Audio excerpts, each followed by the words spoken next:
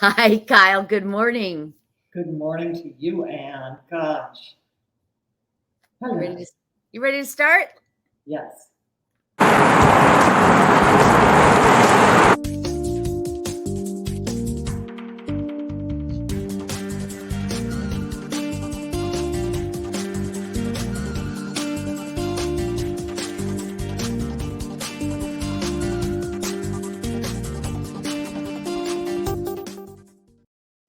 Good morning, good morning, good morning. Good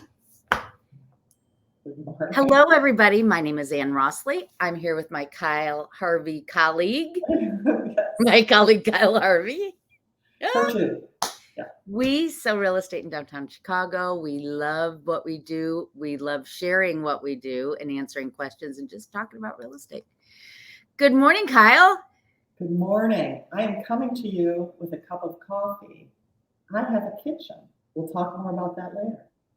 I'm so excited for you. Onward and upward, things are going forward. Yes, we will talk about that. First, we're going to talk about stats. Then Kyle is going to share her latest adventure.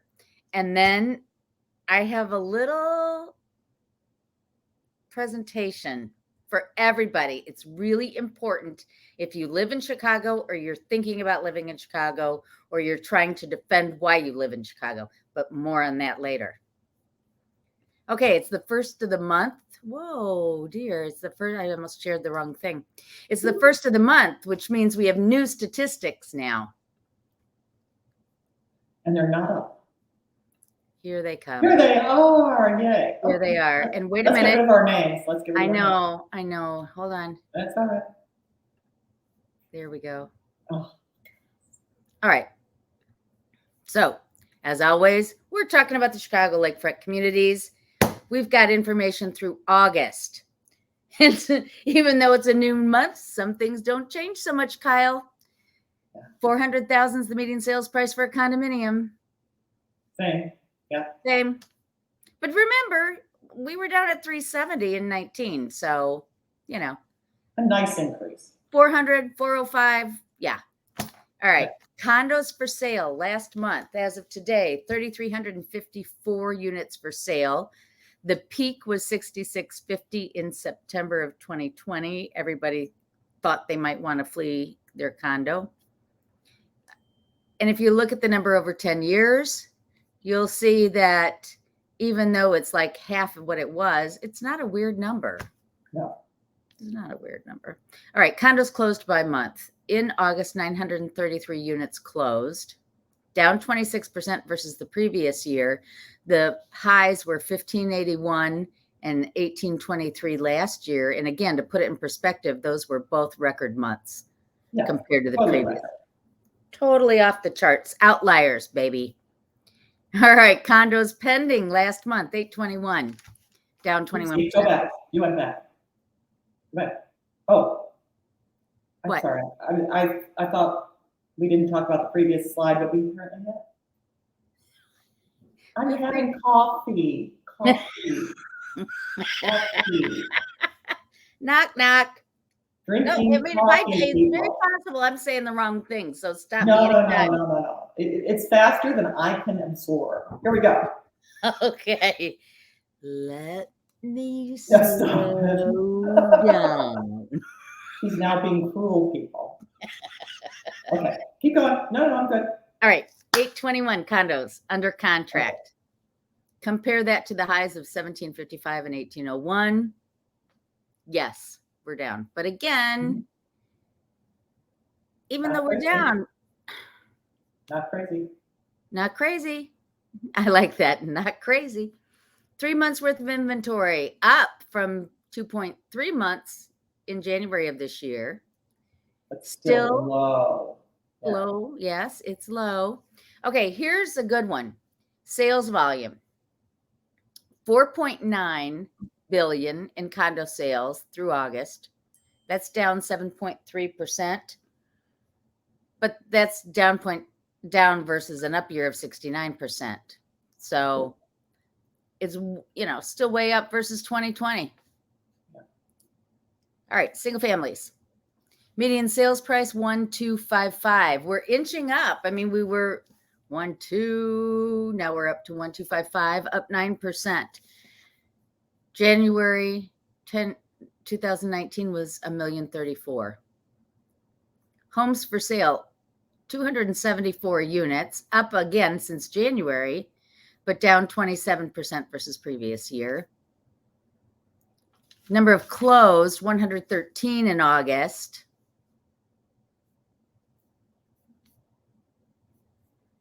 And that's how it's like middle of the road compared to previous years. Pendings, 87. So I wanted to compare that versus some lows. I mean, December of 21 was 69. But Decembers are always low, yeah. December, right. But what I'm saying is 87 versus 69 and 44. I mean, this is not the lowest. All right, supply 2.4. No inventory. And the volume, 1.4 billion versus 1.5. Wow. Similar to condos, down just a little bit, way outpacing 2020. Way outpacing 2020, and my guess is 2019 if that were up there. I mean, Yeah, it's just incredible. Exactly right. And it's against lower volume, which is because all the price increases. It's really great. Yeah. You know, somebody compared it to, everybody's saying, oh, the market's off. This Chicken Little, the sky is falling. Somebody compared it to looking at a car going speed. And granted, this is kind of an upside down analogy, but, if we were trekking along at like 20% inventory, call it 2 months, 20%, 20 miles an hour, call it 20 miles an hour, we're going along in a car. And then we speed up to 30 miles an hour, 3 months inventory. It's up 50%, right? But it's still not that much. My point is perspective. I didn't know that story well at all. Yeah, Where the hell did that come from? Well, no, what I thought you were going. I heard it. No. What I thought is where you were going. Let's say there was one time I accidentally rented a Ford Taurus, the fast version. I forget what it's called. Okay. Whatever. I got the fast version of the Ford Taurus, and I was driving from someplace in what's the western Washington to Yakima, Washington, from Spokane. In your fast Ford Taurus. Yes, but I thought it was a regular Ford Taurus. And so I'm driving on these highways that are empty. And I looked down at the speedometer and I realized I was going 110. And it felt like I was going 80. No. And I, of course. And you didn't even know it. Didn't even know it because you get used to the speed. Right. We got used to the second half of 2020 and all of 2021, and we think that's a normal market. Right. In fact, you were in I think it was a GTO. I forget what it was called, but we were in a car that made hyper fast seem normal. So ramps me up. Okay, so what does that mean? So you're in this market spinning around and you don't know where you are? It means you get used to everything selling like in a minute and a half, money over, 10 offers, blah blah blah blah. And now you go back to going. I never went the speed limit. I never go. Yes, I do. I try to go. On surface streets, I go the speed limit. You go. Let's say go back to 65 because I think it was 65, maybe 75, and it feels like you're crawling. Yes. Crawling. Yes. So that was my point, that 110 felt normal until I realized I'm going to die in this car. Yeah. And I slowed down, I eased off the gas, and I put on speed control. I'm like, oh. So that's what I was trying to say. Yeah. No, that's a better analogy than what I had. I'm going to do research into what they said. I'm going to listen to that podcast again. But by the way, since you brought this up, I need to apologize to all of Chicago for my driving.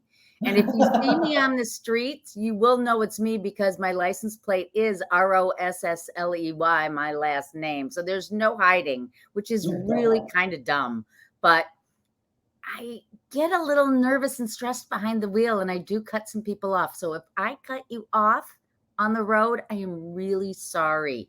Please accept my apology in advance.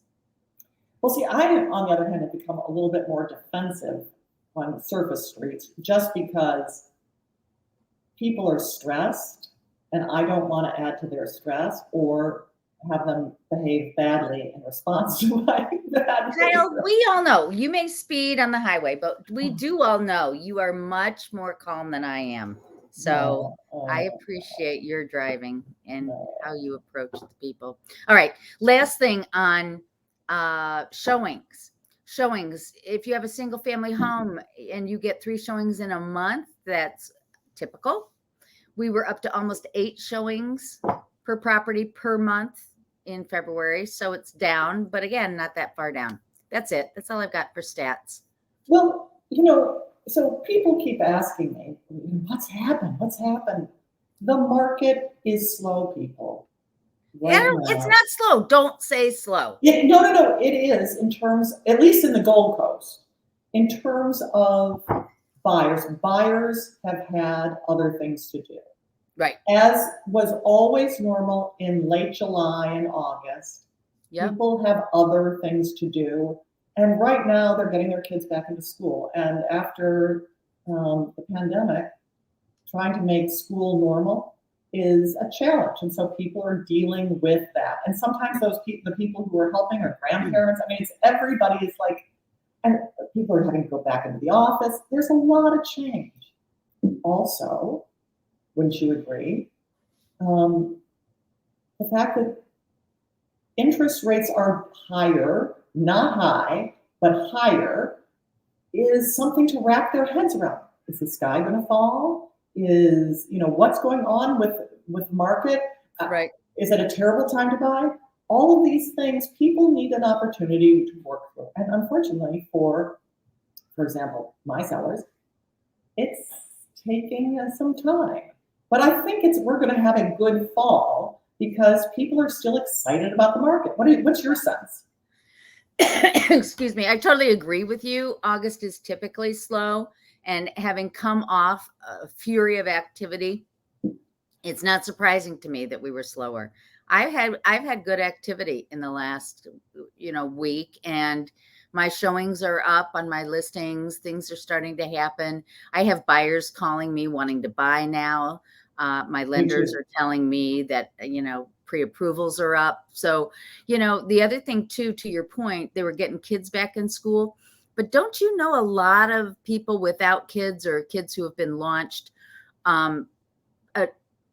people of our era, are traveling really August and September. Yeah. And with kids back in school, September is a great travel month. So, it may be October or so before we see things really, come back. But again, that's okay. It's okay. We're fine. We are fine. So what we're saying to sellers out there, people who've got their houses on the market who may be watching, this is not the time to panic. This is the time to accept and move forward. There was a very interesting article. Did you read this in the Chicago Tribune Real Estate? It wasn't in the Tribune. It was in the New York Times in the business section yesterday. They had an article about people who were downsizing and some of the challenges that they felt unprepared for. Yeah. That the cost of moving, the cost of getting rid of stuff, all of that made it challenging. And so the advice of the article was everyone's got to do some planning. Everyone's got to do some education before they go on the market. And what we're saying is to sellers who are on the market and who are a little bit panicking, here's your education. Things are going to be slower for a while. It doesn't mean no one likes your place. It doesn't mean you have to drop the price unless you priced it high before. If you priced it high thinking I'm going to get 10 offers, now's the time to drop the price. But if you priced it appropriately, it's the time to just wait to see when buyers come back. Do a few things and we'll come to what we're doing I would agree with that to a point. I mean, Okay. there are sellers who must sell, and if they want to move their property and get the attention, will need to show a bargain to appeal to more buyers. So I agree, but I'm worried, and tell me if you're finding this. I'm worried that it will be like a tree falling in the woods where no one's around. A price drop will make no sound in some if there are way. no buyers, but my point is there are buyers. We just saw there are half as many buyers, maybe, if that showing statistic is correct, but they're out there. So for So if example, I you look need at to be the one to sell, yeah. and you need to do it now, price is your only option. I'm not telling Well, everybody out there to freak out and reduce their price, and I know no, you're I not agree. either. No. Right. Here's the thing. So I look at, last night I was looking at things that sell fast because I'm truly trying to understand what goes in under 30 days, what's selling right now in this terrible market in fewer than 30 days on market. And it is what? What's selling in this terrible market? Smack you. No, not terrible. I'm listening to what my sellers. Oh, okay. All right. Yeah. No, I don't think it's a terrible. Sounded like you were saying it. All right. No. In this slower time, in this normal time, let's just put it that way, in this normal market, compared to 2021, it's the lower end of the market. Yeah. Sandberg is selling like crazy. Luxury's cooled off. Cooled off. It was nuts before, and it's I have Sandberg is selling buyers. good solid properties are selling in the lower price points. Absolutely true. Hey, can we change the subject to talk about what's going on with you? I noticed a different background. Yes. So you people who watch regularly, of which there are 7, no, okay, Tom, you might know that I have been embarking for several months, the embarking phase, on a project to remodel my real apartment. And I am currently living in, by the grace of my my seller, one of my sellers, in my same building, in a unit that she has moved out of. And so what I've done is, because I'm still trying to sell it, I'd like to sell it this week so that I have to move again. I've staged it with my stuff. So over this past week, which is why I'm so unprepared for today's show, I have been trying to get this place to look like somebody lives here. Look at you go. Look at me go. And so in future shows, I'll be all over the apartment in different places. Today I'm in the 2nd bedroom, which I've made up to be my office. And it's a little echoey because we don't have lights in here. But we'll get it. It'll all work out. So for hopefully what we get is an offer that is accepted this week, and they want to close at the end of October. Oh, yes. And then it's perfect timing for you. Yeah. Perfect timing. But you know what? It's all about the real estate, not about me. I'll do whatever. As we do. So okay, you know what I'm doing from a real estate perspective? You know what I'm doing? What? I have Jim Young's coming later today, and we're taking more pictures of the new layout so that when we cancel and relist, it looks like a new property. That's awesome. Yeah. Look at you tricking the public like that. Trying. Okay, so here's what I want to talk about now. I was at dinner with some dear friends, one of whom is a friend and client, somebody that I call upon from time to time to help with my listings, with decluttering, doing a light zhuzh stage kind of thing. She's terrific at what she does. She's an interior designer. She moved from Rye, New York, and I'm telling you all this is background. We've all met her. She came on the show. Julie, yes, Julie. I'll just say her name, Julie Friedman. We love Julie. Anyway, so Julie lived in Rye, New York, raised her kids in Rye, New York, and then she and her husband moved here to Chicago. She grew up in my hometown, which is middle of the state, Illinois, but we're both in Chicago now. And she was back over Labor Day seeing all her New York friends. And they were razzing her. They were like, why are you in Chicago? I keep hearing all this terrible news about Chicago. It's, Chicago is a horrible place to live. You got to come back to suburban New York. And Julie's like, I love Chicago. I love Chicago. So at dinner, she's saying to us, how do I defend Chicago? I love Chicago. And when these people say things to me, what do I say back to defend my city? So I got inspired last night. I sat down with my computer and I looked up some things. Now, I'm not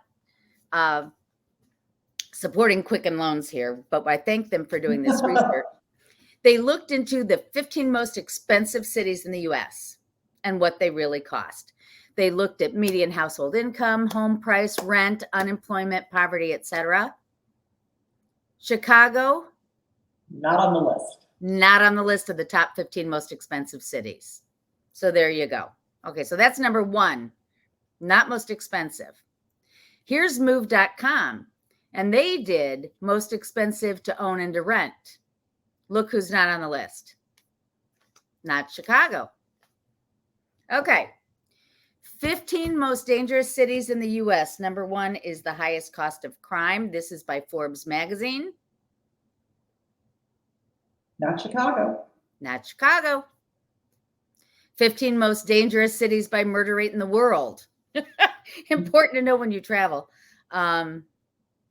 Breaks my heart Caracas is there because, of course, Lizzie was born in Caracas and we had some great times there. But anyway, thankfully, we don't have a U.S. city in the top. But number 14 in the world is St. Louis, followed by Baltimore, Detroit, and New Orleans. But St. Louis at 60 is like half of what Tijuana is, or Acapulco, you know what I'm saying? So, but it's not Chicago. And again, this is World Population Review, Most Dangerous Cities, a different survey. Here are the most dangerous, and a lot of them are the same, Detroit, St. Louis, but not Chicago, okay? Not Chicago. So all this news about how dangerous Chicago is, and I'm not saying, and we'll talk in a minute about Chicago, but come on. Okay, most dangerous is Detroit. And says, even with the population of 8.5 million, New York is not even in the 50 most dangerous. Now, it does say Chicago had the highest number of homicides in 18 with 563. But it still doesn't have enough to put it in the top. A city with a high violent crime rate does not indicate that the entire city is unsafe. Within each city, violence is hyper-local. Violence is usually more common in specific neighborhoods or block by block. Absolutely. Now, I'm not saying Chicago is safe on every street. I think this paragraph is important, and I think that's how you and I have looked at it for a while. Okay. U.S. News and World Report, they put out their list, top colleges, top places to live in the U.S., and I pulled up their most dangerous places. Not Chicago. Again.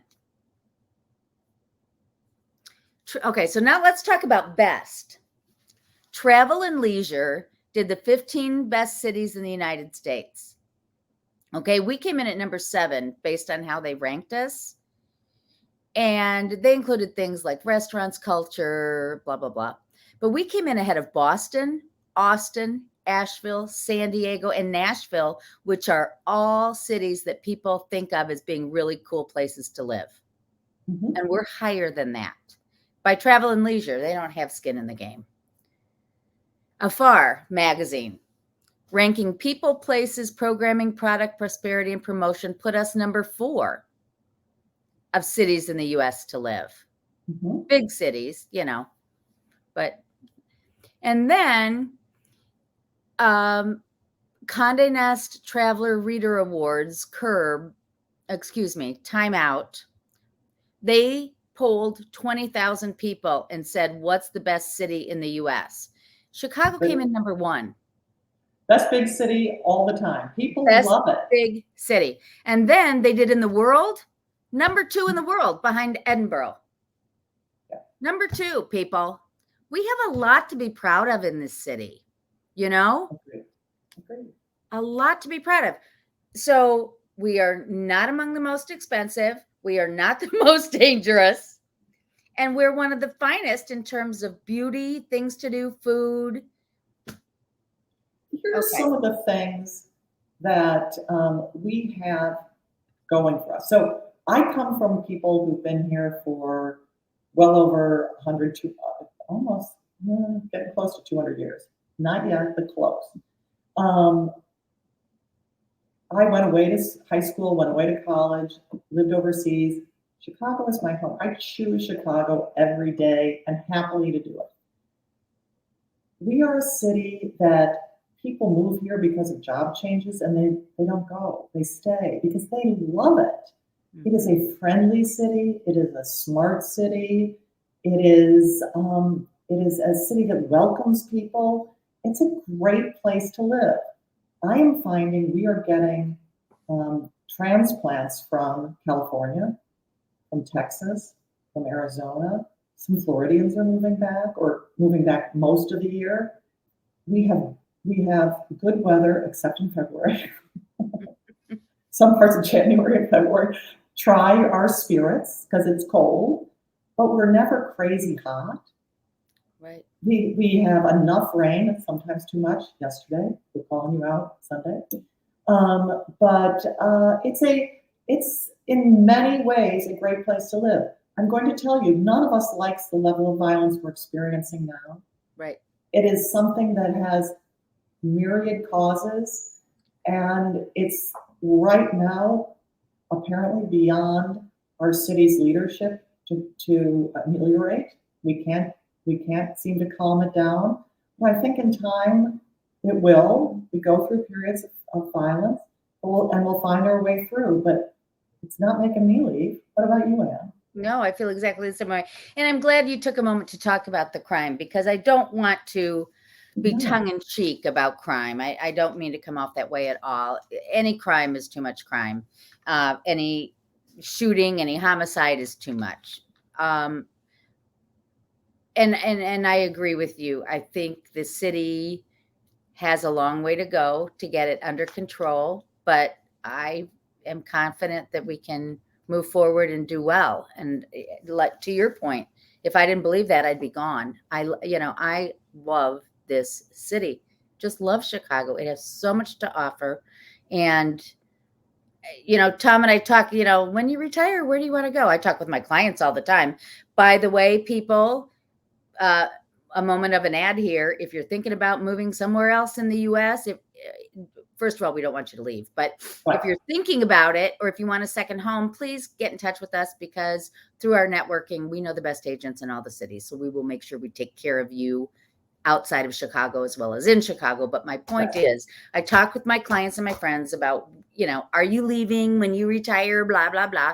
And I don't want to go anywhere. This is where my friends are. This is where the things are that I like to do. It's beautiful.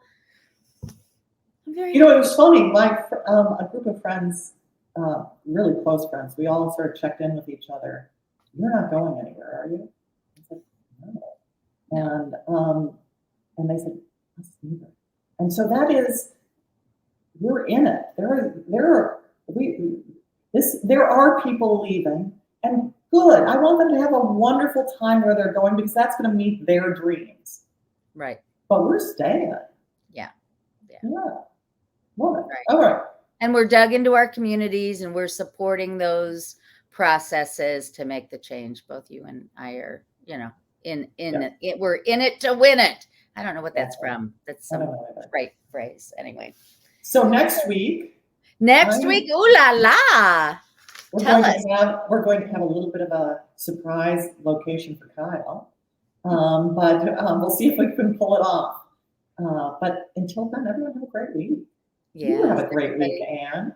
Thank you. Looking forward to another busy week. Thank you, Kyle. Everybody, thank you for watching. We will see you next week on Monday Morning Coffee with Kyle and Ann. Bye.